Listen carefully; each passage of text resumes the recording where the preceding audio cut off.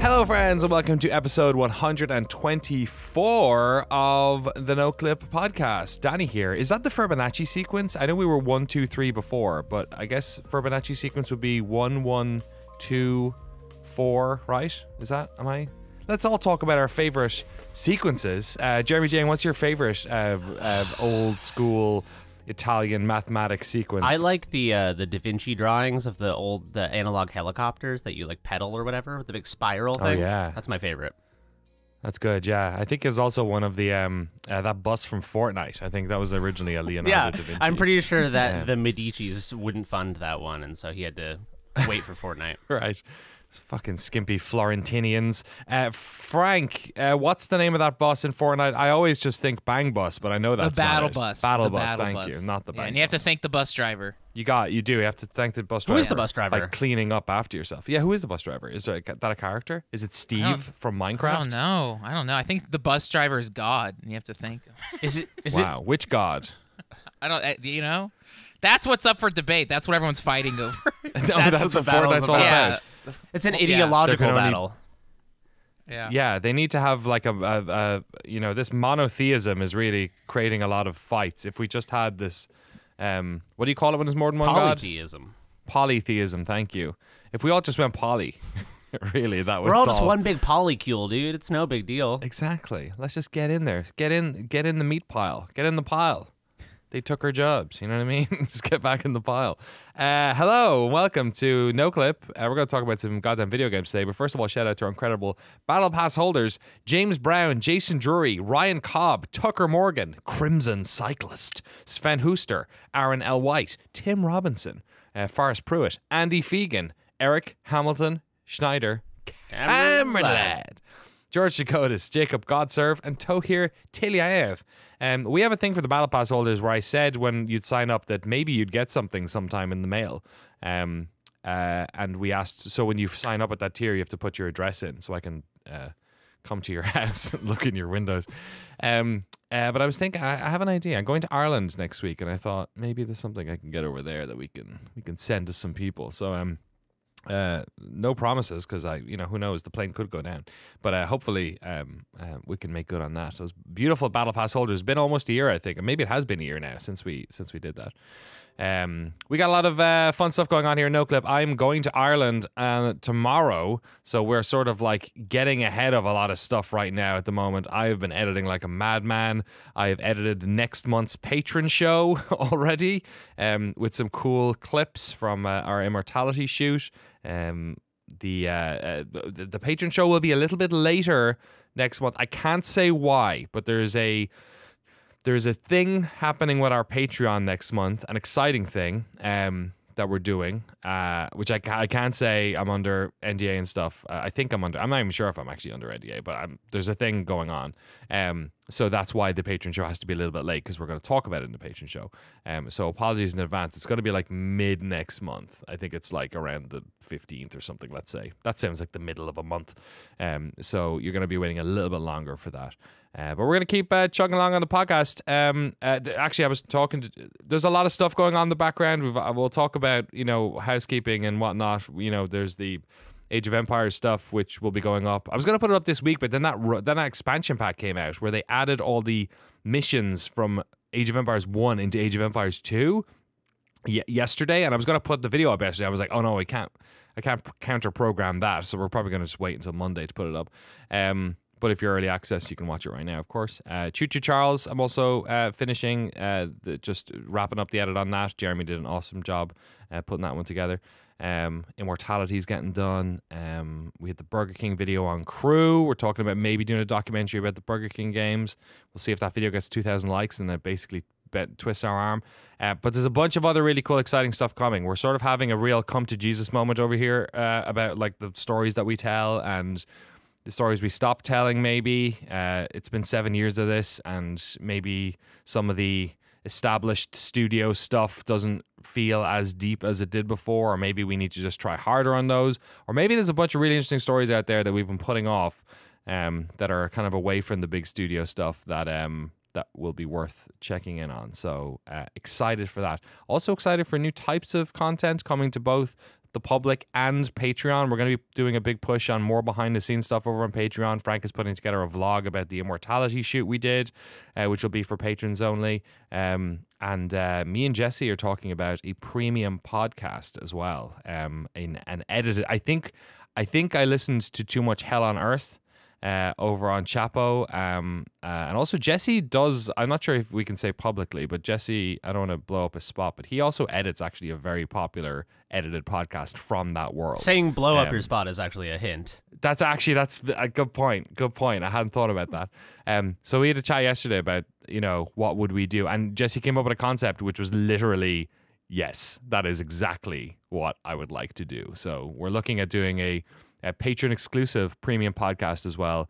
And yeah, there's loads of stuff happening over on the Patreon product side as well, which I think is going to make Noclip incredibly interesting in the next couple of months. So I'm excited for all that. But anyway, we're going to talk about video games. There is some interesting looking video games on this list. Can I talk about Dead Island 2? Yes. Please. Just get the ball rolling. So Dead Island 2, we got some codes. Thanks, Frank, for hunting those down. Got some codes. Went for it on PlayStation 5 because it's an Epic exclusive on PC, I get, and I don't know. I'm a sicko. I just need it on my Steam library. I'll forget I have it. It's like I've been trying to play SnowRunner for years, and I keep going to Steam and going like, oh, I guess I don't own it. So it's over on Epic, but that's my fault, I guess. So I picked it up, Dead Island 2. I'll be honest, Dead Island 1, weird game.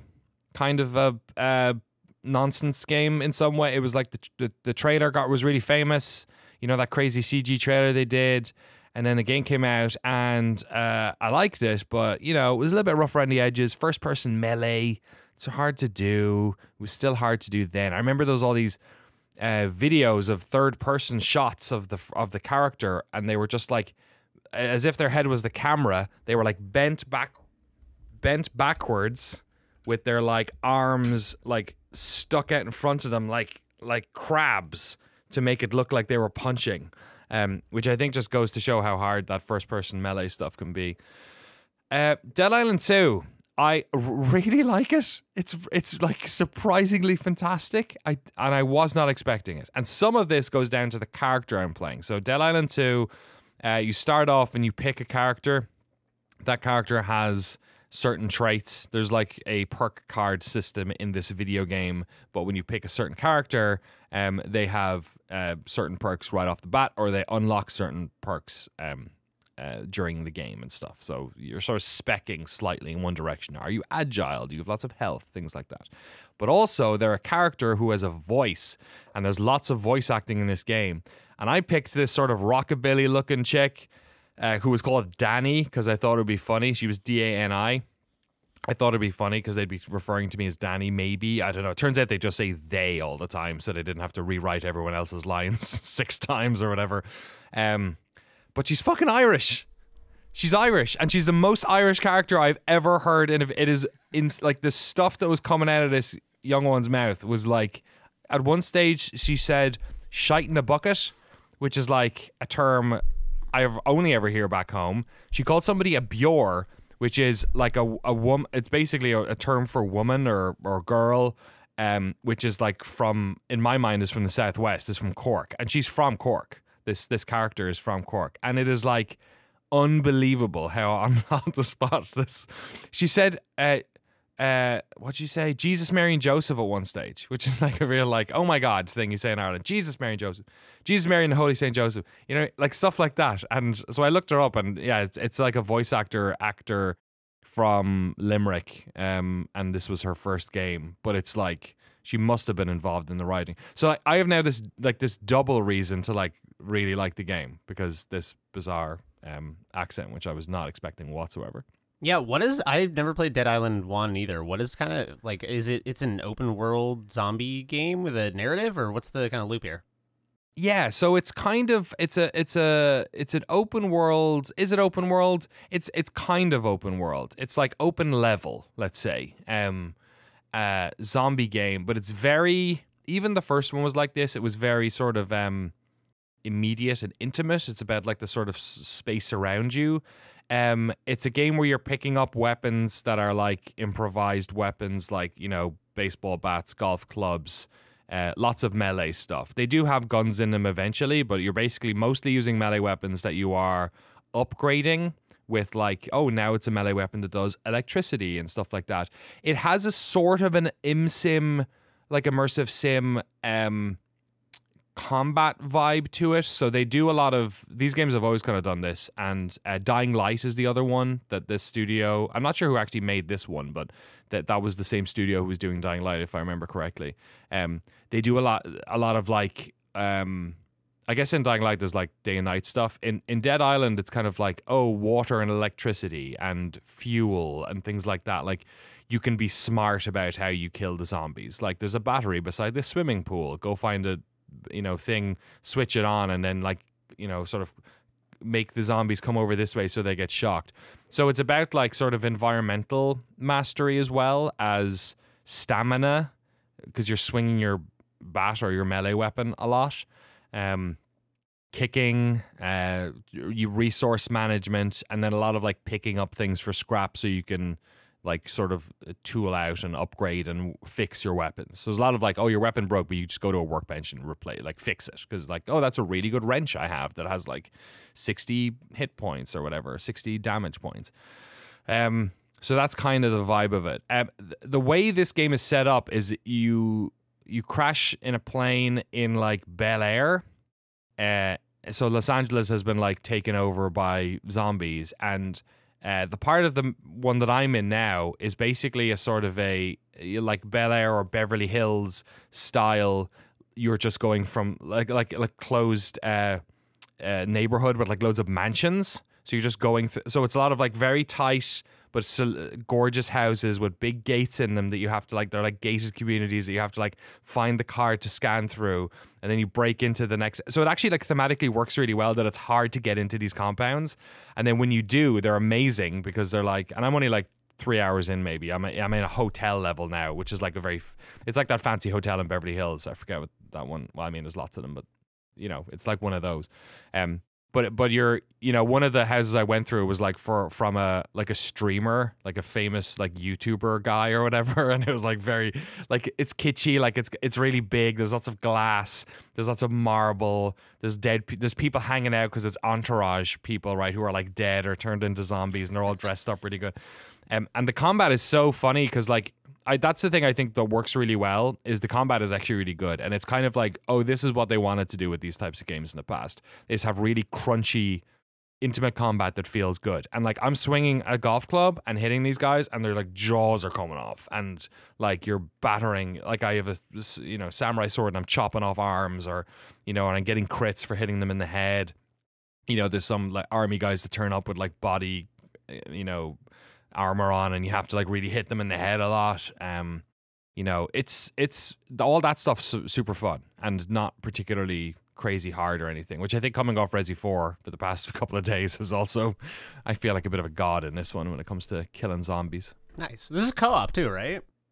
It is, yeah. Once you complete the first hour or so, the sort of preamble, it basically says go grab a buddy, and you can do co-op. I forget if the first one was. Frank, did you play the first one in co-op? We were talking about this. I think the first one was in co-op, but the first one was so janky that like I don't even know if I beat it. It was one, I think I gameflied it, which was a rental service. Oh yeah. The one thing that I'm curious, like, because I really like Dead Rising, and I feel like this is like the Western equivalent of Dead Rising, very schlocky, fun, silly.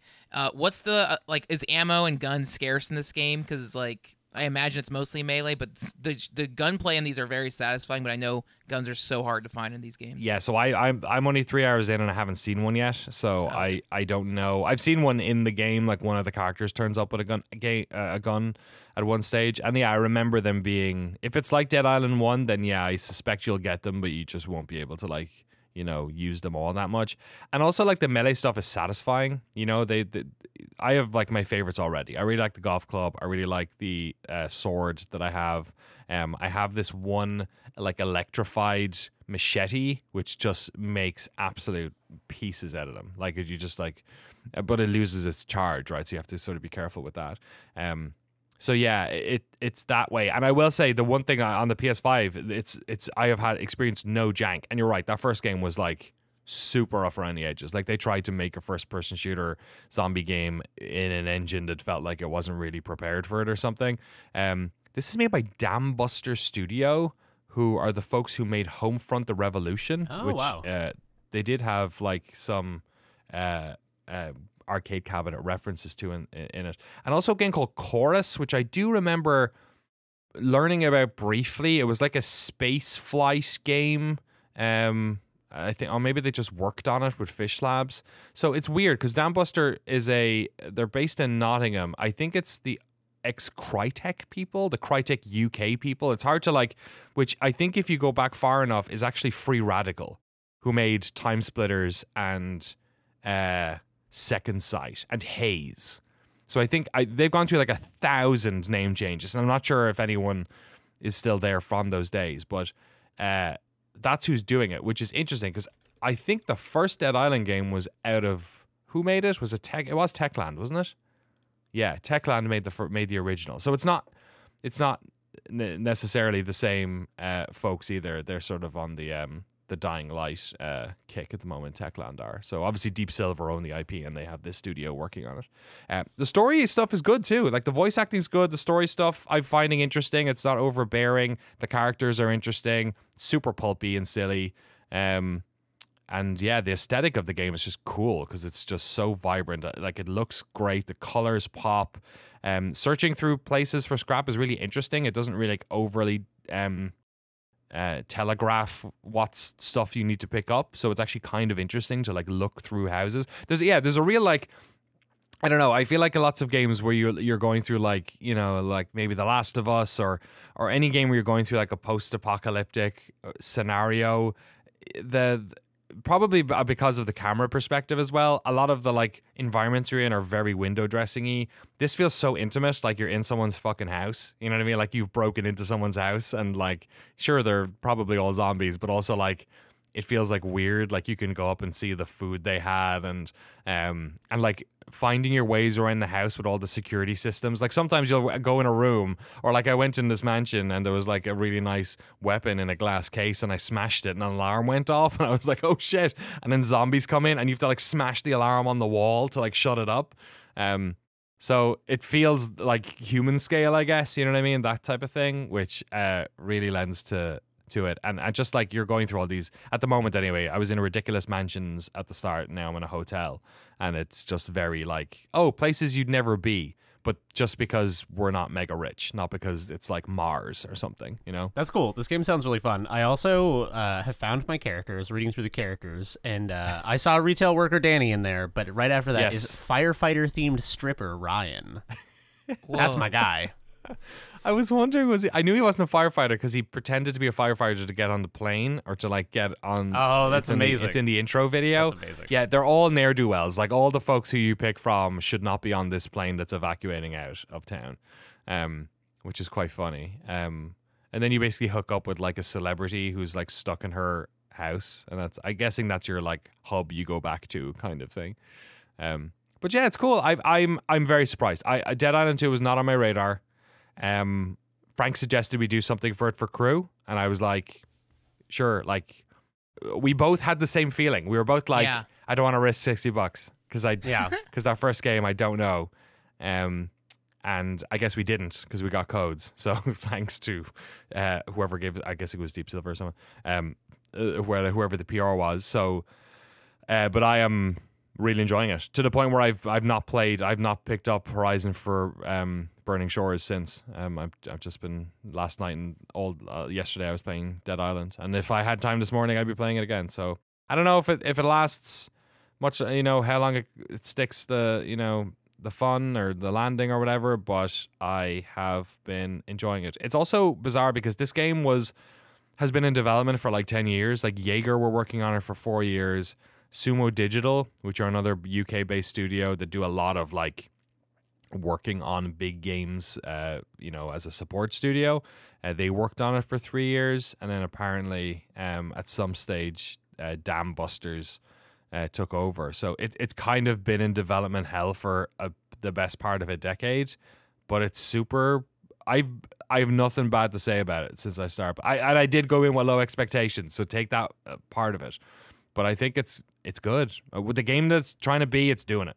And the fact that there's an Irish character who says Bjor, and what was the other thing she said? There was one term, I tweeted it last night. I was like, like every 5 seconds I was taking down, like, I can't believe she just said that. Oh yeah, here's a tweet I did yesterday, adding "feck off you gowl" to the list of things I never thought I'd hear in a video game. Gowl. A gowler is like a messer, but if you say gowl on its own, it kind of is like the C word, kind of a little bit. It's not that strong, but that's what it refers to. So feck off you gowl was real. Holy shit, I can't believe that's... And it's something people would say, you know. I'll be saying it next week. I'll be saying "feck off you gowl" to all my mates. Don't get in any fights for calling everyone gowls in Ireland. Gowlers, yeah. You fucking gowler. Go in at you, gowler. Dead Island 2. There you go. Any more questions on Dead Island?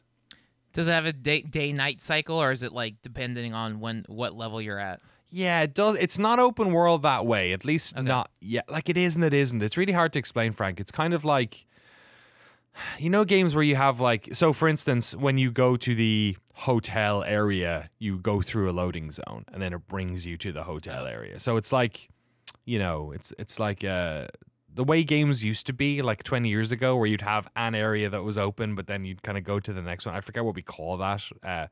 But like the area that all the mansions are in is one big, you know, area. I suspect just with the amount of detail, like when you make a first-person game that's in a residential area, you're just going to have a lot of like assets and detail and stuff, and maybe streaming all that along with like a super tall skyscraper, you know, hotel building is just like, they're just like, you know what, let's put in the loading zones. It doesn't make much of a difference. But I don't know if, the reason I mentioned that is I don't know if there is a day-night cycle. It could be the thing that happens right after this, is that there's a day-night cycle. It starts at nighttime, and then the level I was in now was in day. So maybe it's just like that, like classic first-person game, like Far Cry, where the more, you know, or Half-Life, where eventually it's nighttime. I've no idea. Yeah, to be continued. Next week I will hopefully have more details on it, although I am getting on a plane tomorrow, so maybe not all that much. I was hoping it was on Steam so I could try it on deck, but unfortunately not. I have to wait for the Epic deck to come out. Spend $1,000 on that or whatever. That's Dead Island 2. Jeremy. Yes. Devotion / Detention. Yes. From Red Candle Games. They are tickling a memory in the back of my head, but I can't quite grok it. I was curious if one or both of you had played either of these games, because the Noclip account follows Red Candle Games. So I was curious. Maybe you came across them or played them. But these are Red Candle. Are these ringing a bell? You look like you're. So the reason they are, I think there was a lawsuit or something. Yeah. There's a story around these, right? So, I will mention that for the second game. So Detention and Devotion are the first two games from a studio called Red Candle Games. They're a Taiwanese studio, indie studio, and they're both kind of they're both horror games, but they're kind of different flavors of horror. I would say Detention is more of like a survival horror, but 2D, kind of more traditional survival horror, whereas Devotion is more of a sort of first-person walking sim with horror elements. But they're both really good. So I played Detention a while ago, and I played Devotion just the other day, but I never brought up Detention on the pod, so I figured I'd kind of bundle them. Detention it takes place in the 1960s, I believe, during the White Terror. Is it 1960s? It's like the 40s to 80s, it says on Wikipedia. I think it's the 60s, if I recall correctly. But it's a period of political repression in Taiwan, where basically, like, you could be killed if you were like, hey, maybe communism isn't the worst. They'd be like, shoot that guy. Shoot him right now. Right.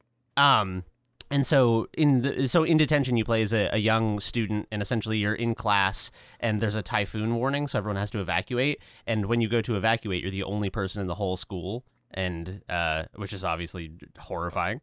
Right. But so it's kind of this survival horror game that takes place in this 1960s, very brutalist dystopian concrete school building. But the interesting thing for me about these games is they draw so heavily from a culture and a period of time and a place in the world that I'm so unfamiliar with that it's utterly alien to me. Detention in the 1960s and then Devotion in the 1980s, both periods in Taiwan that I know literally nothing about. Right. But they also draw, one of the things that I love about these games is they both draw from I really like when people make games that draw from the culture they grew up with, especially if it's one that I'm not super familiar with. And these both draw heavily, their horror elements, like the supernatural horror elements, draw heavily from Buddhism and Taoism. And it's cool because I think as, people who didn't grow up in, a strict Buddhist household, I think we tend to associate that sort of religion is evil trope of horror with Christianity or with, Abrahamic religion. Right. So it's kind of cool to see like, oh, what if evil Buddhism? And for some reason, it just tickles a part of my brain that's like, I don't know, because there is something about Buddhism and Taoism that is the same elements that are supposed to be comforting of like, your sense of self is illusory and everything is kind of devoid of meaning. There's like a void at the core of everything. It's like, it's supposed to be like, it's supposed to be comforting. Yeah. But instead it's like, if you flip it, it's like, oh no, everything, it's nihilistic and horrifying and like Nietzschean. So yeah, there in Detention, there's like this. I won't spoil all the different creatures and stuff, but there's one that draws from ancient Taiwanese or Buddhist folklore. I'm not sure exactly. I didn't research the specific figure, but it's this really tall woman who has a blindfold on or is blind, and she kind of like ambles around. And the only way to deal with it is you just have to hold your breath and stand still while it passes by you. And it's all 2D. It's really well drawn, but it's it's all 2D. But does it have like 3D light or something? I'm looking at screenshots and it looks might. Really nice. Yeah, I'm not sure. It definitely looks super nice. It definitely has some sort of dynamic lighting stuff going on. But it is one of the for like a 2D, hand-drawn kind of game. It has some of the most like effective subtle scares I've ever seen in a horror game. So I loved Detention, and then Devotion is kind of it's shorter and it's kind of a denser experience, and it definitely the only shortcoming for me on Devotion was that it felt like it leaned on a couple of the first person horror tropes that a lot of those types of games do, where there's like, oh, it's a spooky lady and she's far away, oh, she's doing this and now she's close. Right. But other than that, it's I don't know. I just like. There's something about these games that's so captivating, and they feel incredibly personal and intimate, and they're so woven with cultural references that are both totally alien to me, but also made very accessible in these games. So if I remember correctly, it was the second game that had a like Xi Jinping Winnie the Pooh reference, and it was only on Steam for a week. That's what it was. And it was taken down. So you have to buy it. It got taken down off everywhere on Steam, right? Yeah. So you have to buy it from their website. Right. Is the only place I can find Devotion. I also wonder, it had a couple tech issues. I had trouble getting it to work with the controller, and there were a couple people that reported crashes or something. So I wonder if the game became like more of a headache than it was worth, or if it was just politically more of a headache than it was worth. But it's a really good game. I think it's worth buying off their website anyway. Like you said, it's annoying when games aren't on Steam, but for this, it's not that big a deal because it's 3 hours. It's interesting looking up here. There's a story from PC Gamer about this, saying how did you buy it off the Red Candle eShop? Yeah. Like shop.redcandlegames. There was something here about GOG. Oh, really? Since it's had a super limited physical release unavailable outside Taiwan, and GOG almost released it last year, but then didn't due to receiving, and here's the quote, many messages from gamers.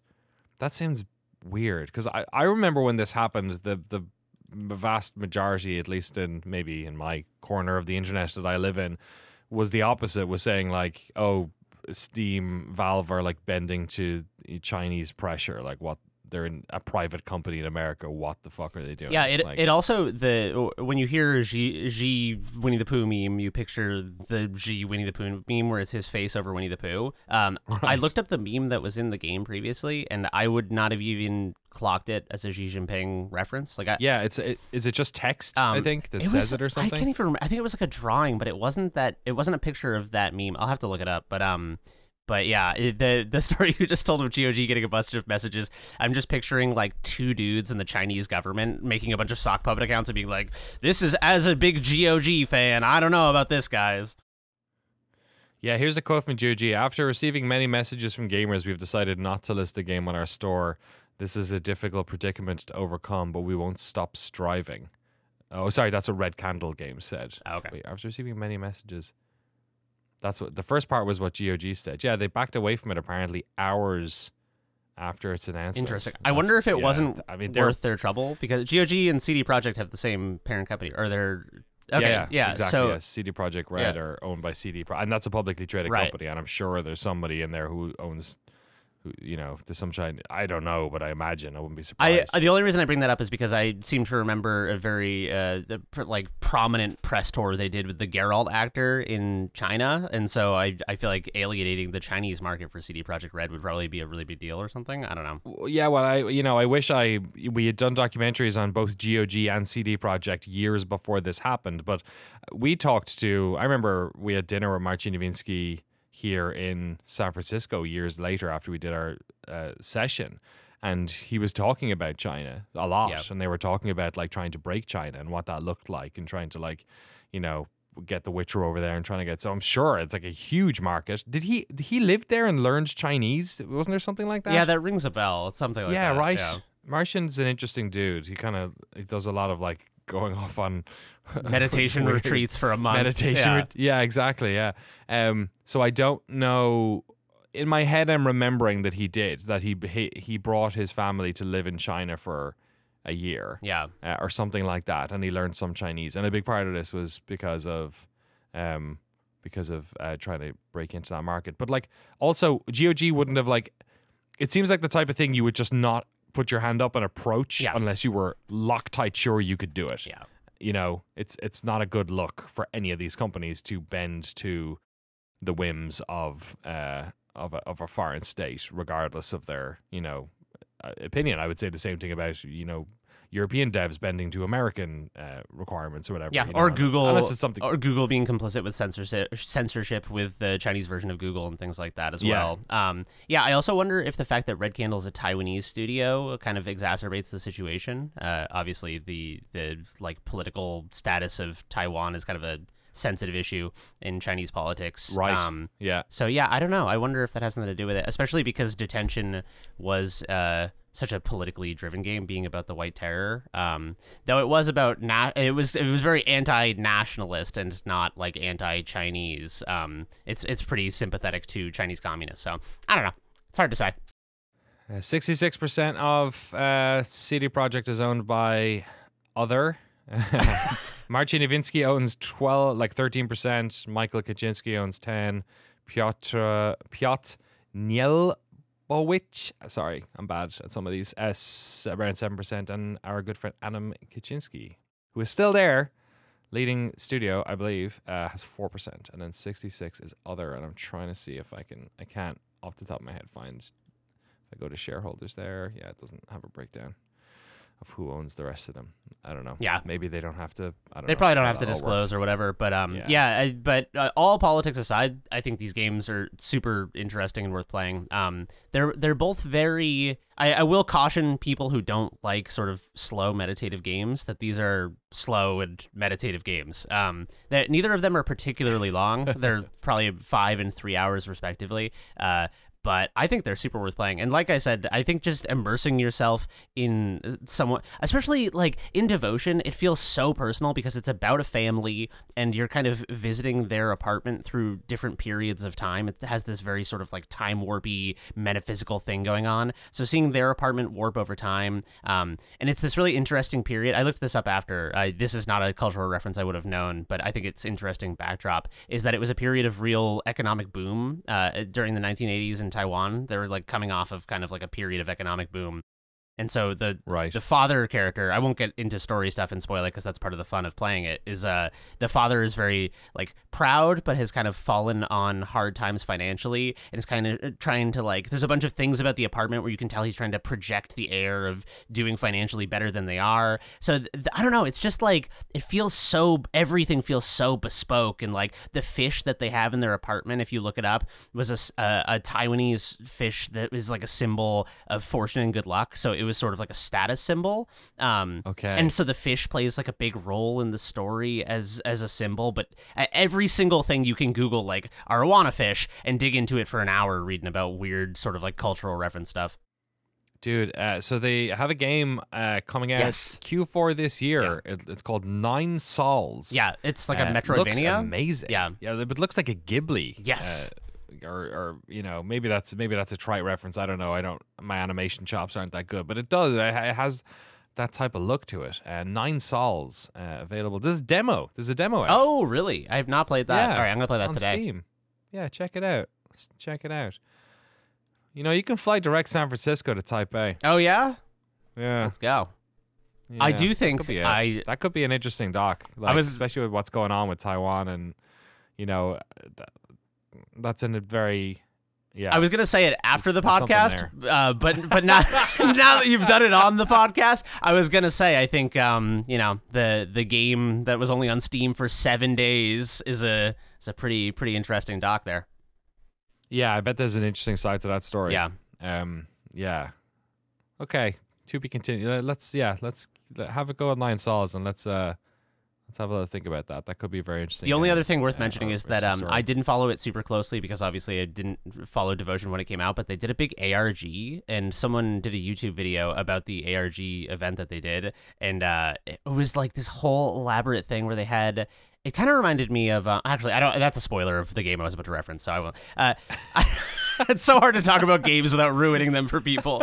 But would you kindly? Yeah. But they did a game where like an ARG where there was like a fake social media influencer who had a stalker and did like a bunch of posts kind of playing out this narrative, and they did a bunch of live in-person events in Taiwan where people would go, and it was an ARG where people from all over different provinces had to like find, I don't think it was like geocaching, but they had to look up clues and stuff, and basically a Discord community had to put together all the clues on this ARG stuff. So it seems like Red Candle are doing some really cool stuff. That's neat. I'm just looking at pictures of Taiwan as well, dude. This place looks rad. Let's go. This place looks real rad. Look at this shit. Yeah. Just that. It's only a 12-hour flight. It's not too bad. I'm doing an 11-hour flight tomorrow, so, you know, it's not that bad. It is worse that way, though. It's always worse going east to west. I'm psyching myself out about it. But yeah, that could be an interesting story. Is there an interesting documentary in the game that Frank is going to talk about here? No, it's a place. SC3.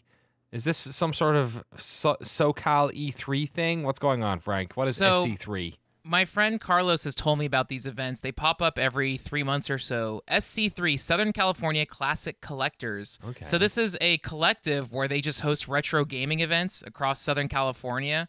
And I also don't know like if this is known, if this is a secret, but you know what? I'm a journalist. I'm covering it. So what this was like this warehouse in Cerritos, California, which is like just north of Anaheim. Okay. And all these like retro collectors rented out a warehouse for the weekend and just had a giant arcade event, kind of like California Extreme or something. Yeah. California Extreme is the Northern California kind of version of this, I guess. Yeah.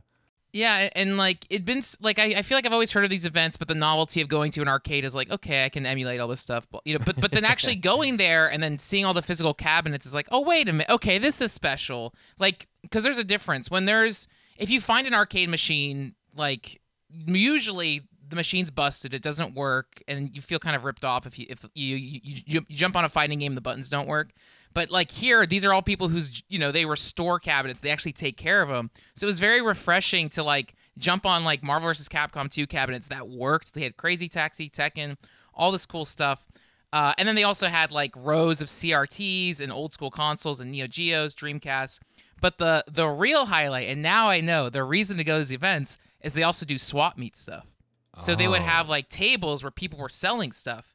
And someone came in a van, like, and this was the most miraculous thing I'd ever witnessed in my life. This guy came in this van with like boxes and boxes and boxes. And my friend Carlos was like, "Oh, Frank, look, this guy's like selling comics." We look up, and this guy, he was like, "Hi, I'm moving to Germany. I need to get rid of all this stuff. Name your price." Wow. And it was boxes of all like Japanese like Famitsu magazines, like American like manga, like anime magazines, Laserdisc, VHS. Like it was it was like the One Piece of like 90s like anime collectible stuff, like posters, all this stuff. And so my friends and I were like freaking out. And it's weird, like, because also like anytime you do yard sale or swap meet stuff, you don't want to freak out because you kind of want to keep your cool when you name your price. So we spent a good while sorting through stuff. Like my friend Dominique got like Studio Ghibli laser discs that are so rare and like and part of me was like sifting through this like where it's like this is the biggest collection of 90s otaku stuff in the world.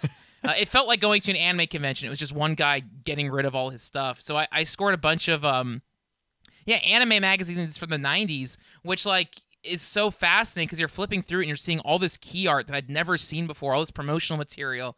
And I don't know, I've been so like juiced on that. So I got a bunch of like old 90s manga stuff, and now like I want to go even deeper into I don't know, 80s and 90s manga stuff. And like I don't know, the only reason I bring it up is like I didn't get the chance to play anything new over the week, but like there's something so fascinating with this whole world of like I think literally otaku culture. And I know like Frank Cifaldi with the Video Game History Foundation, they archive all the video game magazines. Yes.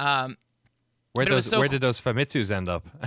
I don't see. I regret not buying them, because the nice thing is a lot of those Famitsus are on the Internet Archive, and I was like, oh, because the problem was I stared at those and was like, oh, I could either buy all of this or none of this and just walk away. Like, yeah. It's such, but it was funny because I flipped through the Famitsu and you see all these ads, but they also have advertisements for like Family Mart, which is like Japan's like 7-Eleven. And I'm like, this is so cool. So now Have I'm you like, been to Japan? I have never been to Frank, Japan. you would love Japan. Only in Yakuza games. Oh you know what's kind of like Japan? Taipei. What? Yeah. Yes. Not to generalize all Asian culture, but you know. So I don't know, that was really fascinating. So now I'm kind of like, okay, I get the whole scene now, where it's like the retro gaming events, people go there to, you know, collect. It really is the collecting and trading, and I've experienced that a lot with like the comic worlds, like going to comic conventions and stuff. But now there's a handful of retro gaming cons this summer. There's one in Ontario, California, which is like an hour away, in May. I think it's just called the SoCal Retro Gaming Expo. So it's like I might want to go to this just to see what weird stuff. And then I was thinking, California Extreme. I was kind of thinking about going to. It's in August. I've always wanted to go to it and never have. And I do like when I lived in Baltimore, MagFest was on, or when I lived in Maryland rather, MagFest was on in Baltimore, and I always wanted to go. And I think we almost went one year, but then it was maybe we were filming the Bethesda stuff at the same time happened or something, and I never got to go.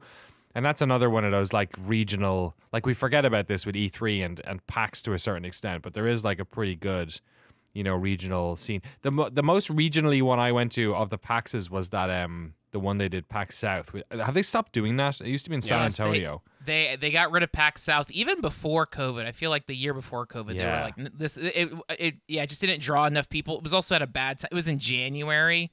It was just like a weird. There just wasn't anything people were ready to show. And then it just didn't have the numbers. Yeah, it had a nice vibe to it, though, because San Antonio is like a cheap city to stay in as well. And it was never, the year I went to wasn't very full, but it was like, people were jazzed it was there, you know? Yes. And like, it was kind of like a lot of Midwest people drove down, you know? Because like, I guess it was closer for some people, like in Kansas, you know, for southern Texas is closer, I guess, than the East Coast, so it makes sense. But like people traveled from, I remember folks from Chicago even coming down and thinking like, surely Boston's closer to Chicago than here. But that was pretty cool. Nice one. So what was the best thing you got? Do you have it within reach I do. For the viewers on the YouTube version of this podcast? We'll do a description for all of you. I have no idea what anime this is, but I have this poster that I got for the equivalent of $2 called Miyuki-chan in Wonderland. Miyuki-chan in Wonderland. Oh my gosh. That's a bunch of girls. Is there any tentacles in this? Banned from YouTube. No, well, there's like demon girls and cat girls, and I don't know, but I love this and I want to get it framed. Is I can't. Yeah, I could, there was one of them there that seemed like maybe she was.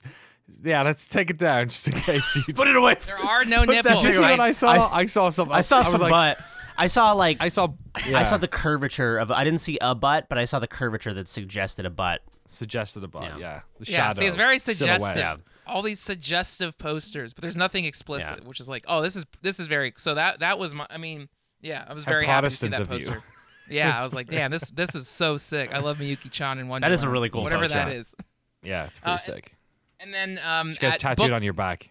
Yeah, and then at Book Off, which is like SoCal's regional, used bookstore, because I was so jazzed by the otaku dump that I was like, I gotta find more. So we went to Book Off, and someone had just traded in a huge collection of Rumiko Takahashi manga, which is the person who did like Lum, Inuyasha, and everything. So I got this manga for some summer reading called Lum in the Sun. Nice. Oh my god, I love the color palette on that. It's a lady drinking from a cocktail that has a kiwi fruit it's in a it. giant and there's a lady. tiny man as well. Yeah. Lum is a very famous character where the whole premise of Lum is she is an alien babe who comes to Earth and falls in love with like a high school boy, and it's like all the perils of having an alien girlfriend, and it's very, very cute. So I'm all in. I just looked up Miyuki-chan in Wonderland, and I would just like to read one sentence of the pitch here because it's so good. Please do. The story focuses on the eponymous protagonist, a Japanese high school girl who finds herself pulled into various worlds populated by women who find her appealing. Ooh. It's like an isekai. It's an Yuri isekai. It's about a woman who is transported to other lands where there's like women who think she's hot, presumably. Terrific. That's cool. Sex comedy. That's cool. Also, but it also does say that it does take inspiration from Lewis Carroll's Alice in Wonderland, which is like cool. It's like sexy Alice in Wonderland. It seems like finally. They said they couldn't do sexy. it. That's where American McGee should have gone. Did you see American? Do you know American McGee? Yeah. Do you remember American McGee? American McGee has, I think, retired from video games. He was trying to pitch this. He had a Patreon. He was a Patreon for years, where he's trying to sell. So American McGee is a developer. If you don't know, who was part of id Software back in the day. I'm trying to remember what his first game was over there, but he then went on to make a couple of games on his own, some of which were very popular, some of which not so much. American McGee's Alice is probably the one that most people remember. There was a couple of others like Scrapland, Bad Day LA, I think was his. Let me look this up. I gotta find American McGee, which is also his given name. I was just about to say, I cannot believe that's his birth name. It's an incredible name. So he did work on Quake. He was tech support on Doom 2. And then where is his... Here we go. Alice... I guess, where's Madness? American McGee's Alice. Why are these not in order of... Surely these... Oh, here we go. Go to credits. There we go. Scrapland, American McGee's Alice. Yeah, I'm trying to see if there's other ones. I think I mentioned basically all of them. American McGee's Grimm, he did a bunch of, I guess. There's Little Red Riding Hood and stuff, 2000. But he had a Patreon running, which I found fascinating, for a number of years. And is now in hibernation. He has stopped doing it. But he had like 2,500 patrons. He was opening up sort of the world of game design and showing off concepts. And he's they did a lot of like merch, Alice style merch. I guess Alice is in the public domain to a certain extent or whatever. But I think the version of Alice that he has, or the version of the thing that he wants to use, I mean, I could be getting this wrong. Either EA owned the rights to that particular version, or he was talking to EA about just publishing an Alice thing.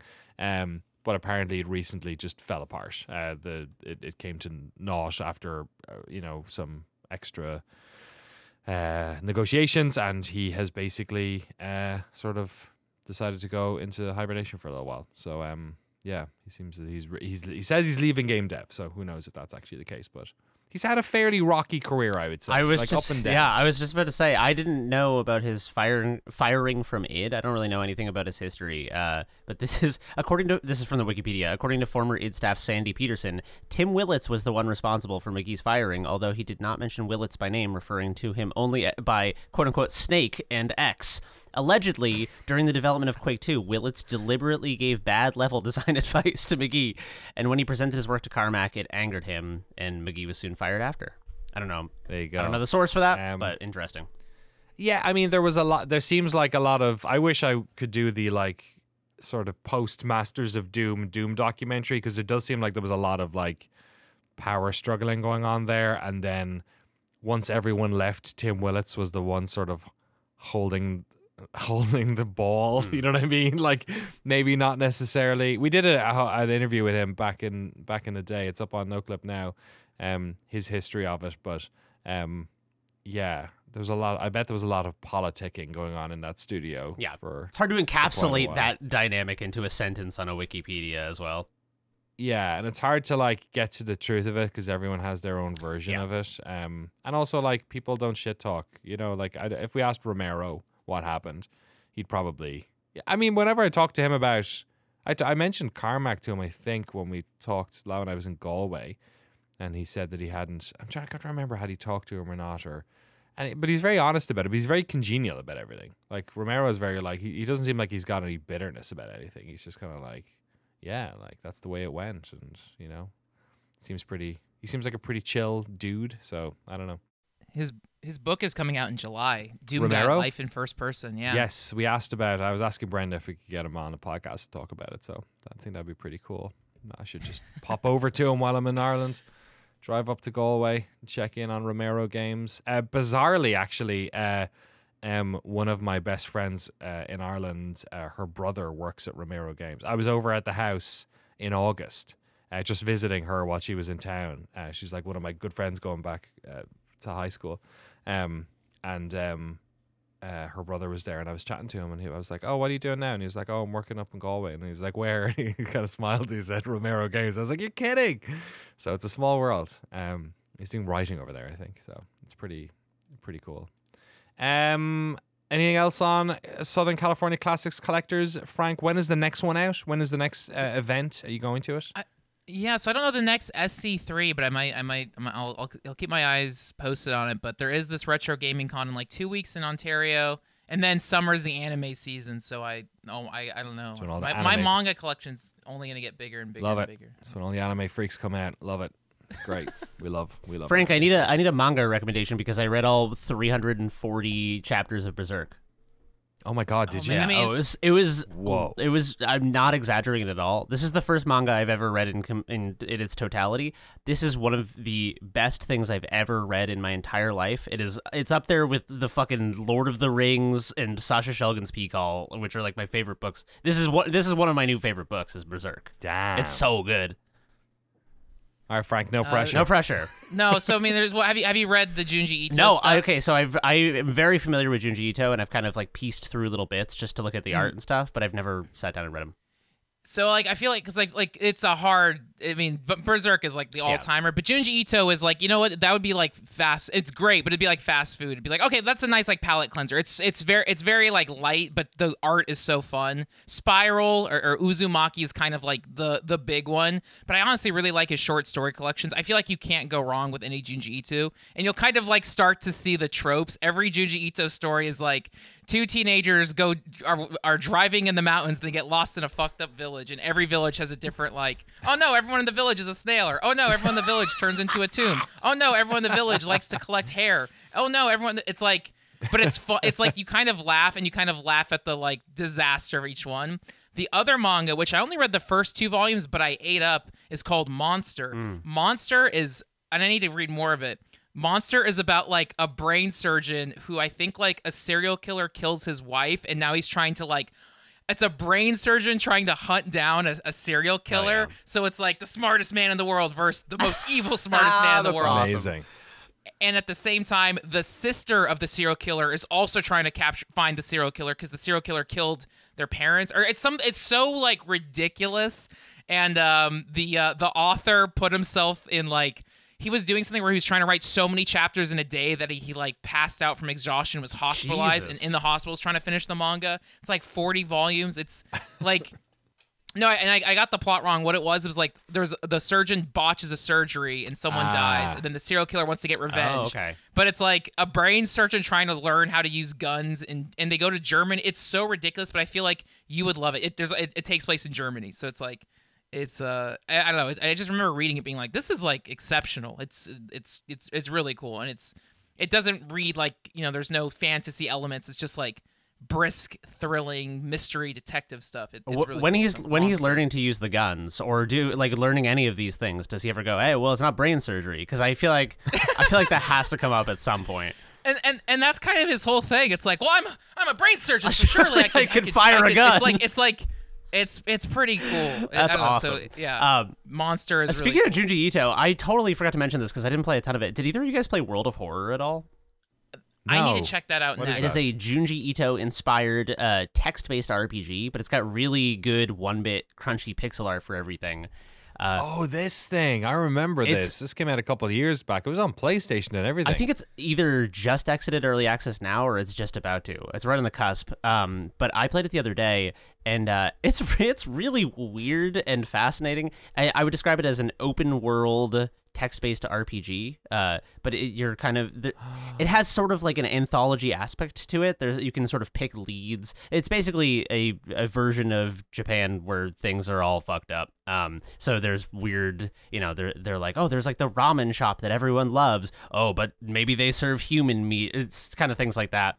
Dude, the graphics are unreal. It's really good. Just to clarify, you're right. It was in early access this whole time. It hasn't come out on consoles or anything yet. It's coming out Q2 or Q3 of this year. On Steam, it's available. It has like 5,000 positive reviews, and it's in early access. But it is apparently also coming to PS5, PS4, Switch, and Mac as well. Yeah. Yes, look it up because the graphics are like. Dude, Yeah, it's like one crazy bit looking. pixel art version of Junji Ito is kind of black and white. Yes. As well. It's fantastic. I've only played a little bit of it just because I feel like you got to be in the right kind of immersive mood to immerse yourself in that kind of a game. But it's bizarre. It kind of reminds me of old, like, I can't think of a specific example, but a bunch of old DOS games that were kind of similar where they would have there's like the main adventure and then there's kind of like these little modular random events that happen to you. And it's about resource management, like your health and sanity and all of these kind of things. And yeah, it's really fascinating. If you like Junji Ito, I feel like this would be the only game that perfectly kind of encapsulates that vibe. World of Horror. Love it. Yeah, it's cool. Check it out. Yeah, it's been made in Poland Oh, really? by a dentist. Oh, shit. Take that, brain surgeon. Almost there. All of the in-game artwork was designed using MS Paint. Whoa. No oh way. my god. Legit. That's really cool. That is insane. I mean, it looks like it, but it looks like somebody doing something really good in MS Paint. Yeah, I was gonna say this ain't just your uncle firing up MS Paint. That's crazy. Surely not. Oh my god. Did they animate? I don't even want to know actually. That's insane. There you go. Looks interesting. Yeah, it's a cool game. World of Horror. World of Horror. Dead Island to World of Horror. I think that's a podcast. We're kind of getting this one done early because I'm flying to Ireland tomorrow, but I have more publisher meetings today for Stunt Derby, which is taking me out of the office for a little bit, so we have to get this one out early. Yeah, Frank, what are you doing with the rest of your week? Let's see. I need a shave and a haircut. I feel like I look so disheveled. So that seems like a very I need to get a shave and haircut. But it's true. I don't know. I have some Noclip stuff to edit. It is getting hot now in California. Yes. I know some friends want to plan a beach day. But I don't know. Chilling and gaming. I don't know. Yeah, actually, it's kind of nice to not have plans. It's like, I can actually I don't know, rest. I don't think I've ever said rest. Rest, Frank. That sounds good. Never heard Go of to a beach rest. and rest. Yeah. Also, when you said shave and a haircut, I pictured you at an old-timey Two Barbie. bits. Yeah, like an old. I said Barbie because my brain is rotted at this time of the morning. An old-timey Yeah, barber. sorry, you don't usually you're nocturnal. You don't usually get up at this I time. usually wake up at like the crack of noon. You know what I mean? When we did the podcast the other day, and I said it was a nice day, and I was going to go to the beach. I did end up going to the beach, and it was beautiful weather here at my home. But at the beach, it was like 50-mile-an-hour winds, and oh no, it was so windy that my girlfriend was visiting in town, so we went to the beach together, and it was so windy that we had to leave because the little like micro blades of sand were blowing so hard that they were scratching our faces, to the extent that when we left, she had 4 big lines cut into her face for being shredded, particularly large, from being shredded by sea glass. Of sand. Yeah. Oh my god. So we got sandblasted. So Frank, be careful out there, dude. It's not summer yet, dude. That sounds like a Junji Ito. Yeah. And we stopped at a beach, but it was a fucked up beach. Yep. Love it. Excellent. I'm jumping in a plane to Ireland tomorrow, and hoping to have some fun family time. But I'll be on the blower. We'll do a podcast next week. I'll be coming live from the Emerald Isle. Hopefully my parents' internet is good enough for us to have that chat. On the Noclip side, I mentioned a bunch of stuff at the top of the show already. There's that Burger King video over on Crew. It's short and sweet, but if you want us to do a documentary on the Burger King games, we just said if we get 2,000 likes, we'll just do it. So, go do that. That's the most fucking asinine ass YouTube thing I've ever done, but it was just like, whatever, let's just do it. People want it, they can click the button. Age of Empires doc will be going up as well super soon. Choo Choo Charles, I probably will not get it finished before I leave for Ireland, so I'm going to bring it with me and do an edit on the road and try and get it finished by then. And yeah, Immortality's getting edited, and a bunch of other stuff. Vampire Survivors and Dwarf Fortress are still in the edit as well. We have a bit of a log jam at the moment, but we're working on it. This stuff takes time. Dwarf Fortress 1 especially is going to be a real beast when it comes out. And that's it. Thanks so much for supporting the podcast. Like I said, loads of cool stuff happening on the Patreon next month, so if you've ever thought about supporting our little indie team, we always appreciate it. We're going to drop under we might drop under 4,000 patrons for the first time ever next week. We'll have to see what happens there, but we've got some ideas for getting new patrons in, which should be pretty exciting, and some of that stuff's gonna happen in the next few weeks. All right, that's a podcast. Take care, everyone, and we'll see you next time. Bye.